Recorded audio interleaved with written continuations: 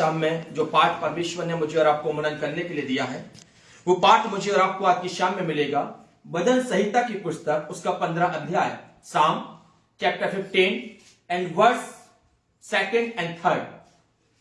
भजन संहिता की पुस्तक और उसका 15 अध्याय, यदि उसके पहले पद से कोई भी पढ़ना आरंभ करे तो यहां परमेश्वर का वचन क्या कहता है। हे मेरे परमेश्वर, हे मेरे परमेश्वर, तेरे तंबू में कौन रहेगा? तेरे तंबू में कौन रहेगा? तेरे पवित्र पर्वत पर कौन बसेरा?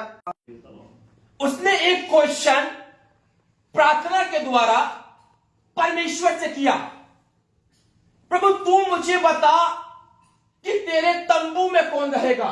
तंबू? कौन सा तंबू? वो तंबू जिसके लिए यीशु था। ओह, दाऊद ने बहुत अच्छा एक क्वेश्चन किया। शायद दाऊद ने यह क्वेश्चन इसलिए किया हो कि हो सकता है परमेश्वर मेरा नाम ले क्योंकि हमारा बच्चा हमारा प्रिय है। दाऊद सोचता है कि मैं परमेश्वर का प्रिय हूं, इसलिए परमेश्वर कहेगा दाऊद तू मेरे तंबू में रहेगा। दाऊद सोचने लगा परमेश्वर शायद मेरा नाम लेगा, लेकिन नहीं। दूसरे पद में यहां क्या लिखा हुआ है? वह जो खराई से चलता। बस वह जो इस संसार में खराई के साथ चलता है। वो सिचुएशन एक अलग है और यहां सिचुएशन अलग है। यहां परमेश्वर कह रहा है मुझे मेरे राज्य में, मेरे प्रभु के राज्य में दाखिल होने के लिए कुछ कुंजियां जो प्रभु ने अपने वचन के द्वारा बताई, यदि वो मनुष्य के जीवन में नहीं है तो मैं और आप सफर नहीं कर सकते। यदि संसारिक तौर से बात करी जाए कि जब हम किसी ट्रेन में सफर करते हैं तो जब टीटी आता है तो सबसे पहले क्या देखता है? टिकट। और यदि वो टिकट नहीं होता तो अगले स्टेशन पर वो आपको बाहर उतार देता है। जब मनुष्य अपना समय कूच कर परमेश्वर के सामने जाता है और परमेश्वर के सामने खड़ा होता है, सबसे पहले परमेश्वर उसके जीवन में यह देखता है क्या तूने इस संसार में रहकर खराई के साथ जीवन बिताया। Hallelujah, hallelujah. प्रभु उसका रूप देखकर न्याय नहीं करेगा, प्रभु उसका शरीर देखकर न्याय नहीं करेगा, प्रभु उसके दिल डोल को देखकर न्याय नहीं करेगा। अरे प्रभु जो देखेगा वो सबसे पहली चीज है उसके जीवन की खराई। यदि आपने 50 साल इस संसार में व्यतीत किए तो प्रभु देखेगा इन 50 सालों में तू कितना खराई के साथ चला है। यदि आपने 70 साल इस संसार में व्यतीत किए, प्रभु ये नहीं देखेगा कि तुम 70 साल में कुछ करके गए हो, प्रभु ये देखेगा 70 साल में तू कितना खराई के साथ चला है। Hallelujah, hallelujah. हे परमेश्वर तेरे तंबू में कौन रहेगा। यदि किसी इंसान से पूछा जाए क्या तुम मरने के बाद में नरक में जाना चाहोगे, शायद हर एक व्यक्ति मना करेगा।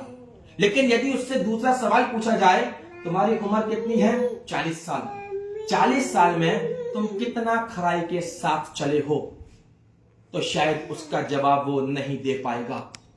Praise the Lord, praise the Lord. स्वर्ग में सब जाना चाहते हैं लेकिन खराई के साथ सब चलना नहीं चाहते। हालेलुया। सब चाहते हैं मुझे अनंत जीवन मिल जाए, सब चाहते हैं मैं परमेश्वर की गोद में पहुंच जाऊं। हम प्रार्थना भी करते हैं प्रभु अब्राहम के समान तू मुझे अपनी गोद में उठा। प्रभु कहता है अरे तू अब्राहम के साथ खराई में चल के तो दिखा। सब कहते हैं ओ प्रभु दाऊद के मानिंद मुझे सामर्थ्य बना, तो परमेश्वर कहता है दाऊद के मानिंद तू एक सच्चा भक्त तो बन के दिखा। Hallelujah, hallelujah. हम चाहते तो बहुत कुछ है, प्रभु ऐसा कर, प्रभु वहां पहुंचा, प्रभु ये मुझे चाहिए वो मुझे चाहिए। लेकिन क्या मैंने और आपने कभी सोचा है कि मैंने और आपने कितना अपना जीवन खराई के साथ इस संसार में चलाया है। Praise the Lord, praise the Lord. 2 मनुष्य थे, एक धनवान और एक कंगाल लाजर। सुना है? धनवान के पास बहुत कुछ था, अच्छा पैसा, अच्छा खाना, लेकिन एक कंगाल उसकी डेवली पर छोड़ दिया जाता था कि वो उस धनवान की मेज की झूठन से अपना पेट भरे। खाना वो भी खाता था, फर्क इतना था वो बहुत पैसे में था और फर्क इतना था इस पर कुछ नहीं था। हालेलुया। लेकिन लास्ट का जब डिसीजन देखते हैं तो एक पहुंचा अब्राहम की गोद में और एक पहुंचा है नरक की ज्वाला में। अब्राहम की गोद में कौन पहुंचा? जिसके पास इस संसार में भले ही कुछ नहीं था लेकिन उसके जीवन में खराई थी। जब वो झूठन को भी अपने हाथ में लेता था तो वो कहता था, प्रभु तेरा धन्यवाद हो कि तू मुझे इस झूठन से भी पेट भरने की आशीष दे रहा है। और जो धनवान जिसके पास बहुत कुछ था वो केवल इसी बात को कहता था, ए मेरी जान खा पी और मौज कर। आपका जीवन, आपका चाल चलन, आपका व्यवहार, आपकी खराई आपकी लाइफ का डिसीजन करेगी कि आप गड्ढे के उस पार जाएंगे या आप अब्राहम की गोद में जाएंगे। हालेलुया। आपका पैसा आपका डिसीजन नहीं करेगा, आपका अच्छा डेल डॉल आपका डिसीजन नहीं करेगा। हे मेरे परमेश्वर तेरे तंबू में कौन रहेगा? परमेश्वर ने कहा, धनवान के लिए नहीं बोला, प्रभु ने कंगाल के लिए नहीं बोला, प्रभु ने केवल एक शब्द कहा, वह जो खराई से चलता है। चाहे वो धनवान हो, यदि धनवान भी खराई के साथ चल रहा है तो वो भी अब्राहम की गोद में पहुंचने के योग्य है। और यदि कंगाल खराई के साथ चल रहा है तो वो कंगाल भी अब्राहम के मानिन परमेश्वर की गोद में पहुंचने के योग्य है। ऊंच देश में एक अय्यूब नाम का मनुष्य था। परमेश्वर का वचन कहता है वो खरा, सीधा और परमेश्वर का भय मानने वाला था। लेकिन उसके ऊपर एक बात बहुत अच्छी लिखी है, ऊंच देश में एक धनवान पुरुष था। अय्यूब को कंगाल नहीं था, अय्यूब पूरे देश में सबसे बड़ा धनवान था। लेकिन धनवान होने के बाद में भी उसके जीवन में एक बहुत अच्छी क्वालिटी थी, और वो क्वालिटी क्या थी कि वो खरा था। हालेलुया। हालेलुया। जब हमारे पास पैसा आता है, जब हमारे पास धन दौलत आती है, ओह मैं और आप उस समय को भूल जाते हैं जो समय मनुष्य के जीवन के कूच करने का होता है। जब मनुष्य के पास में पैसा आता है तो मनुष्य उस पैसे को सारा का सारा कुकर्म में उड़ाना शुरू कर देता है। जब मनुष्य के पास धन दौलत आती है मनुष्य परमेश्वर का धन्यवाद करना बंद कर देता है। हालेलुया। उड़ाऊ पुत्र के बारे में आप सबने सुना है, छोटे बेटे ने क्या कहा, हे पिता मुझे मेरी संपत्ति का भाग दे दीजिए। होता क्या है, पिता ने संपत्ति बांट दी, वो दूर देश को लेकर चला गया, वहां उसने सारी की सारी संपत्ति कुकर्म, पाप और व्यभिचार में उड़ा दी। Praise the lord. Last decision क्या निकलता है, खाली। और कंडीशन क्या हो गई कि जो सूअर खा रहे हैं वो फलियों से अपना पेट भर रहा है। हालेलुया। हालेलुया। दाऊद ने एक बहुत अच्छी बात परमेश्वर से कही, हे परमेश्वर तेरे तंबू में कौन रहेगा। निश्चित अजीजों, इस वचन के द्वारा अपने जीवन को चेक करिएगा, क्योंकि दाऊद कहता है, हे प्रभु मुझे मेरे दिन गिनने की समझ दे कि मैं बुद्धिमान हो जाऊं। क्यों उसने इस वाली बात को बोला कि मैं बुद्धिमान हो जाऊं? प्रभु तू मुझे बता कि जब मेरे कूच करने का समय आएगा तो मैं गड्ढे के उस पार होऊंगा या मैं गड्ढे के इस पार होऊंगा जो अब्राहम की गोद है। तब परमेश्वर ने उससे एक ही बात कही कि वह जो खराई से चलता, और दूसरी बात क्या कही आगे, और धर्म के काम करता है। और कैसे काम, धर्म के काम करता है। Praise the Lord. Praise Lord. ये क्वालिटी है, ये वचन है।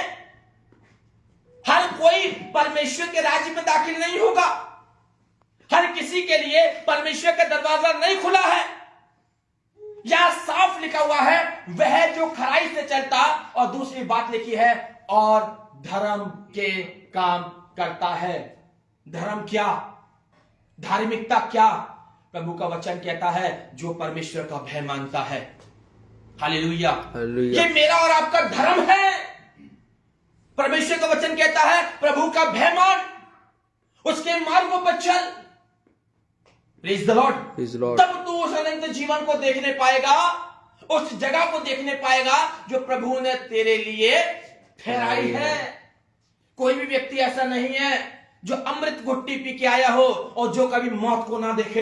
हालेलुया। एक ना एक दिन सबको मौत का सामना करना है, एक ना एक दिन सबको परमेश्वर के सामने खड़े होना है। लेकिन अजीजों, मैं आपको बताऊं, उस समय जो डिसीजन होगा वो मेरा और आपका जीवन देख के होगा, मेरे और आपके कर्म देख के होगा कि मैं और आप किस लाइन में चलने वाले हैं।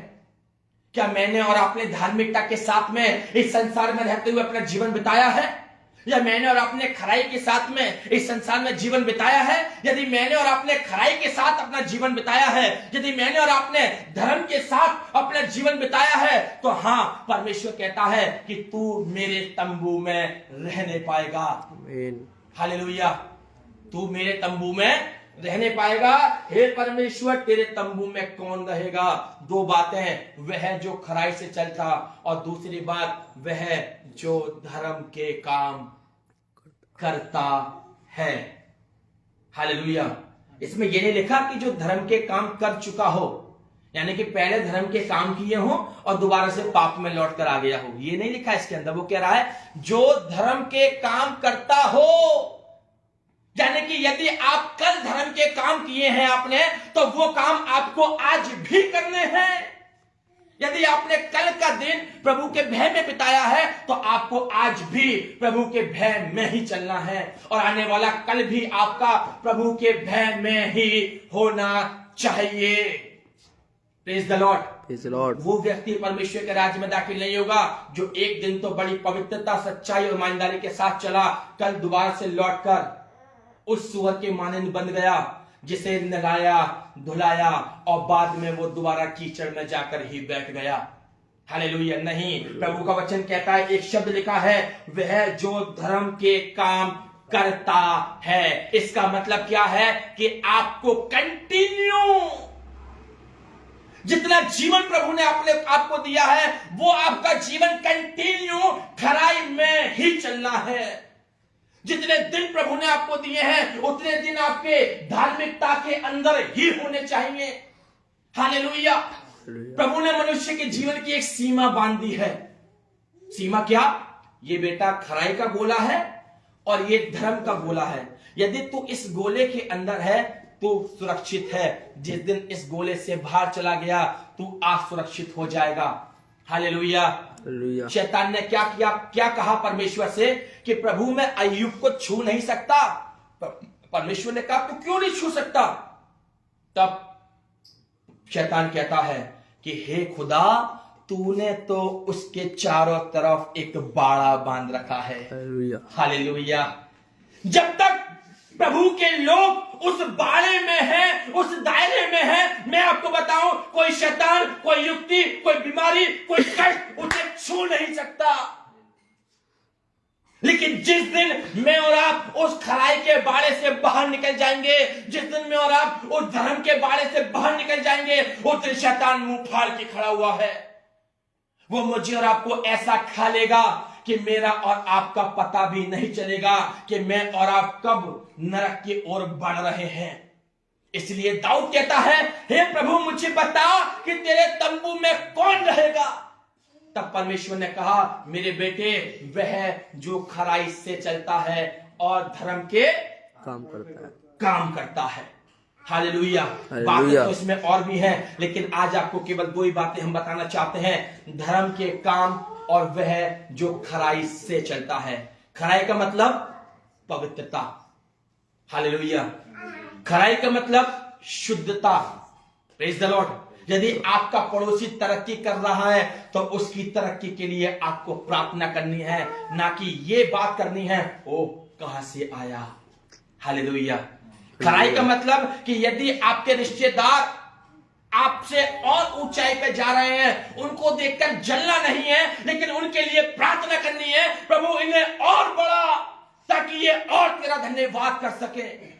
हालेलुया।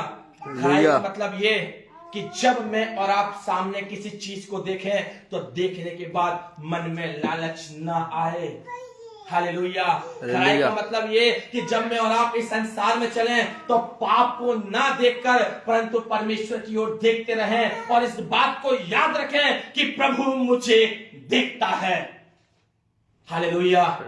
वह जो खराई से चलता है और धर्म के काम करता है, ऐसा व्यक्ति परमेश्वर के राज्य में प्रवेश करने पाएगा। Praise the Lord. प्रभु आप सबको बहुत तारीफ के साथ में आशीष और बरकत दे। आइए प्रार्थना करेंगे। Thank you Jesus.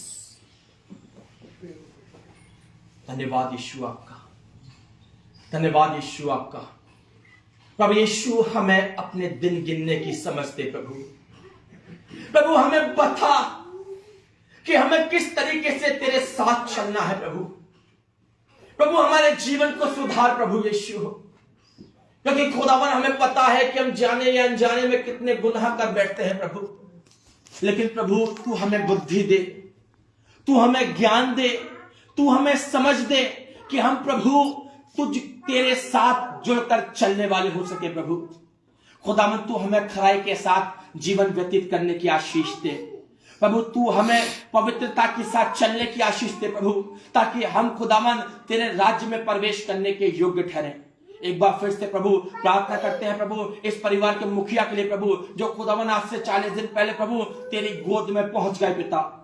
प्रभु हम जानते हैं प्रभु कि तू मनुष्य का न्याय उसके चाल चलन के अनुसार करेगा प्रभु।